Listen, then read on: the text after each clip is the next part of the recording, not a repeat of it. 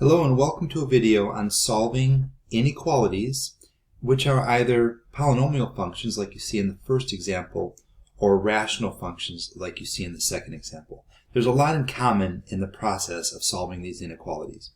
Alright, and the first thing that we're going to look at is a polynomial function, and we're going to look at the solutions in two different ways, meaning two different approaches. One of them is a form of a sign chart, and another one is by looking at the graph. They're both a little bit time consuming, so you can kind of take your choice which one you like better. Alright, so analytically first. Analytically means not looking at the graph, we're just really looking at a sign chart and looking at a number line. Alright, so first we need this factored. So this first polynomial is not given to us factored, so we're going to start out by factoring out the x, and we're left with 9x squared minus 6x plus 1, which can be factored further into 3x minus 1 times 3x minus 1. So that's a repeating factor there. Okay, so now we want this to be less than 0. Okay, this is just a rewrite. I'm just going to consider this like this is the function right here. All right, so now there's 3 zeros, and those zeros are going to be considered critical points. Now we're going to use critical points in both of these methods, but polynomial functions only have one kind of critical point, and that's the zeros, while rational functions will also have those terms that are vertical asymptotes or things that make the function undefined. But for now, just one kind of critical point, and there's just two of them for this particular function. There's x equals 0 and 3x minus 1 equals 0, or x equals 1/3. Okay, now that we've established our two critical points, here and here, we're going to put them on a number line. That's our next step. So let's make a number line, and let's put them in order. So 0 comes first and 1/3 comes next, and somewhere off in this direction is a positive infinity, and somewhere off in this direction is a negative infinity. Actually, they're not out there anywhere, they're just more of an idea, but you know what I mean. Okay, and so what we can see is we can see that we have divided the function into 3 intervals. Now, let me just kind of show you what not to do. So here, do not, and I've seen a lot of this over the years, and I've seen a lot of this year. Don't go from this point right here and say, therefore, x is less than 0, and 3x minus 1 is less than 0. That's a big no-no, okay? Just don't do it. Don't do that. Okay, that's not going to work, and that's what I've seen a lot, and I've tried to make corrections on it. I'm talking to my 2020 pre-calc class right now, so some of you have not really heeded those suggestions to not do that. Okay, but we have to do something like what we're doing over here. All right, so, or look at a graph, which we'll look at in a minute. Okay, so let's look at each interval. Now, first of all, we're looking at a strict inequality. We're looking where this function is only less than 0. So all of these will be open circles. So I'm going to put open circles on my number line here. And I've divided the number line into 3 regions, and I'm going to look at each region, and I'm focusing on the positive or negative. That's all I really care about, because we just want this to be less than 0, which means we want it to be negative. So I can pick anything on the left side of this interval, like -1. So I'm going to test -1. And when I do that, and I plug it into my 3 factors right here, plug it into the 3 factors, I get a negative. When I plug in -1 to the other 2 factors, which are squared anyway, I'm going to get, let's see, -3 minus 1, that's going to be a negative. So I get a negative times a negative times a negative. And that is definitely a negative number.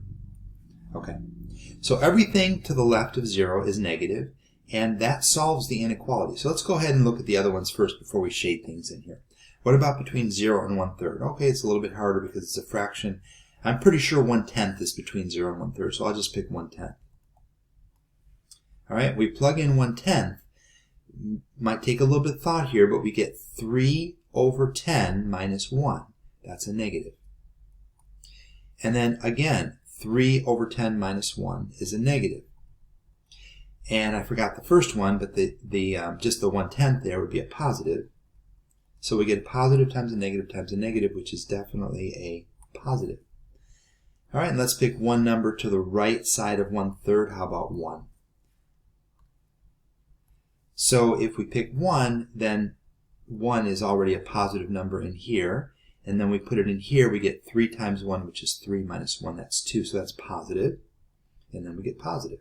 So this is a positive times a positive times a positive, which is a positive. Okay, so we want only to count the intervals where this function is less than 0. So we're just going to go with the one that's negative, which is this interval right here.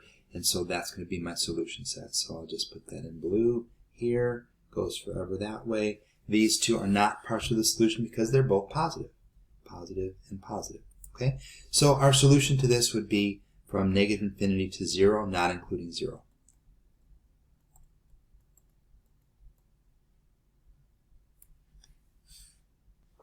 All right, now let's take this same function and let's look at it from a graphical perspective. So we have already talked at length about how to graph something like this. So we have it, the original function. I'm showing you the factored form, which we already found. I wrote this with a multiplicity of 2 instead of the way it was written over here as 3x minus 1 times 3x minus 1. I have written the zeros and their multiplicity, shown the end behavior, shown the y-intercept, which is 0. Now let's take a look at a graph, and we don't need a very precise graph here. We don't really need graph paper. Anything with the x-axis we'll usually do here. So what we have is we have the zeros at 0 and 1/3. So why don't I just put a 0 here at 0 and 1 here, and I'll just call that 1/3. And I have an end behavior that mimics this shape over here. So we know that it goes up to the right and down to the left. So these are the only zeros, so we're going to do it from there. So we're going to make this function go up to the right and down to the left, never to return back up to the x-axis because we know that it has no more x-intercepts. And we know that one of these has a multiplicity of 2, so it's going to bounce off of this one. So it's going to bounce here, come back up, and then go back down, something like that. We don't care. We don't need to go in the calculator and look for that local max. This might be at 1,000. This might be at 0.1. It really doesn't matter. What matters is now that we have the graph, we can look to see where the function is what we want, which we want it to be less than, strictly less than, not including 0. So we can see that the only place on the graph that that's happening is here, in this part of the graph right here. Everything else is either greater than or equal to 0. And so this happens all the way up to the x-intercept at 0. So it's from negative infinity to 0. And that's what we found using the other method. So you might prefer a graphical method, negative infinity to 0. If you're good at graphing and you can get these graphs down fairly accurately and quickly, you might even save some time and just get a different perspective on how this works. Okay, but we got the same answer. All right, let's do the same thing now with a rational function.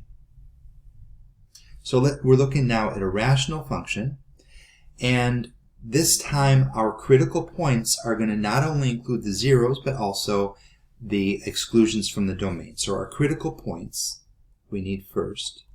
It's already factored for us, so it's a little bit easier to get them. Our critical points are going to be the zeros and the exclusions from the domain. You might be thinking, well, exclusions from the domain, that also includes radicals. But you don't have to worry about that for these because radicals are not going to be part of rational functions. Remember, there's no fractional exponents in any polynomial, and that a rational function is built out of the ratio of polynomials. So there's no radicals. The only thing we need to worry about with exclusions is the denominator. So our zeros, and we can just quickly pull these out of the equation, are 1 and negative 2, and our exclusion is 3. So those are the three numbers that we're going to put on the number line. And again, the big no-no here would be to say, therefore, x minus 1 is, well, we want greater than or equal, so greater than or equal to 0. X plus 2 is greater than or equal to 0, and x minus 3 is greater than or equal to 0. That is a big, don't do that, please. And I've seen a lot of it, like I said. Okay, same thing with rational and polynomial functions. All right, so we're going to go ahead and do this the right way. which is to make a number line, and plot those points in the order that makes sense, starting out with -2, then would be 1, then would be 3. This is going towards positive infinity. This is going towards negative infinity.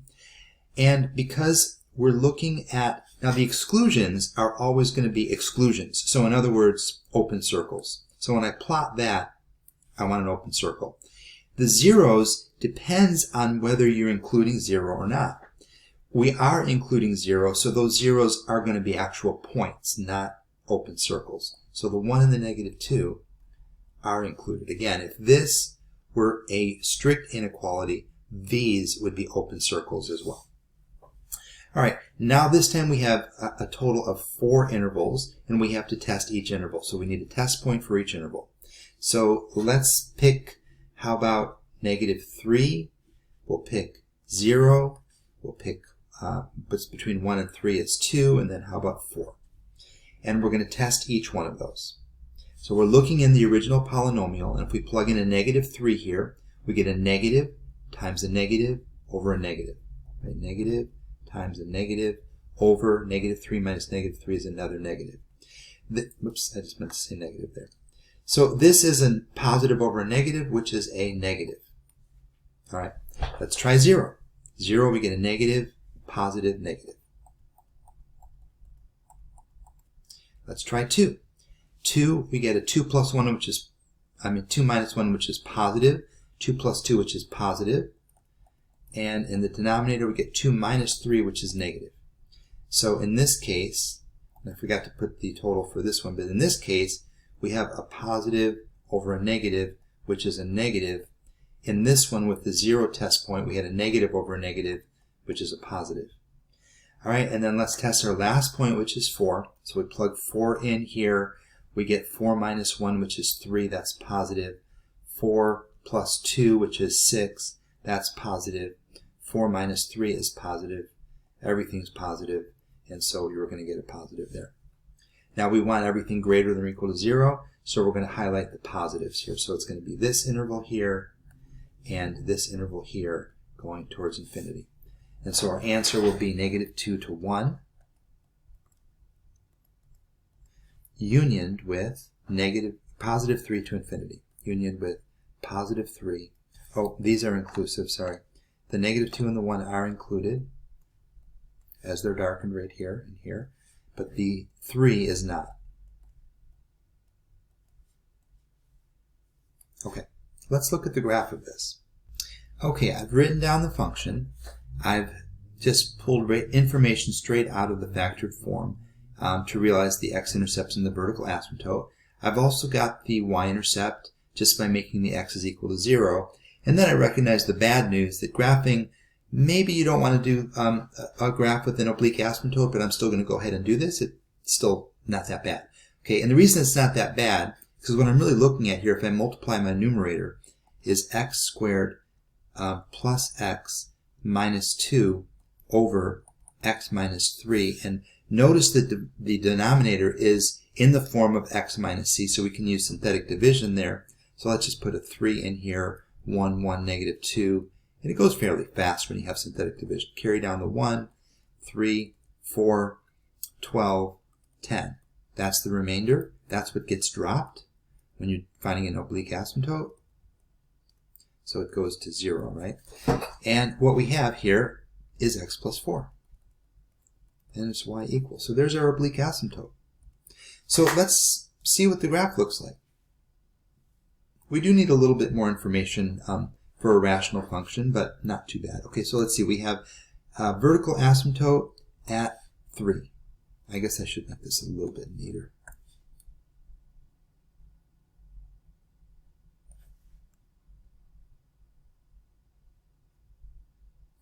Okay, so vertical asymptote at 3. I'm going to plot all the pieces.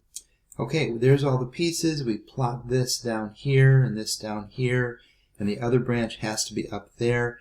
And we're looking for where this is greater than or equal to 0. So we're just looking at the stuff here and here. So we come up with the interval from -2 to 1, including, and then from 3 to infinity, which is the stuff up here. Okay? Hope you found this helpful.